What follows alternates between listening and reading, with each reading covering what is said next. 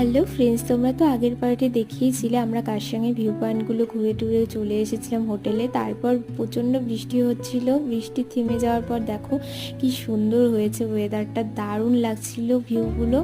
তারপর আমরা ডিসাইড করলাম যে আজকে ইগল ক্রেকে যাব, যেহেতু সকালবেলা আমরা গেছিলাম সেখানে কিন্তু বন্ধ ছিল, আমরা জানতাম না 10টার পরে খুললে এটা। তো যাই হোক, এখন আমরা বিকেলবেলা হাঁটতে হাঁটতে দুজনে মিলে চলে এসেছি। আসার সময় ভীষণ কষ্ট হয়েছে, এত খাড়া পাহাড় উঠতে আমাদের অসুবিধাই হচ্ছিল। যাই হোক, এখানে আসার পরে আমাদের ভিউটা দারুণ লেগেছে। তোমরা এখানে আসলে, কার্শিয়াং আসলে অবশ্যই এই জায়গাটা ভিজিট করবে, দারুণ লাগবে তোমাদেরও। তো যাই হোক, এখান থেকে আমরা পুরো কার্শিয়াংটা দেখতে পাচ্ছিলাম, তার সাথে মিরিকটাও দেখা যাচ্ছিলো হালকা হালকা। তো যাই হোক, তারপর আমরা এখান থেকে চলে গেলাম একটু রেস্টুরেন্টে, খিদে পেয়ে গেছিলো। তো ওখানে গিয়ে চাউমিন অর্ডার করলাম, তারপর চলে গেলাম হোটেলে।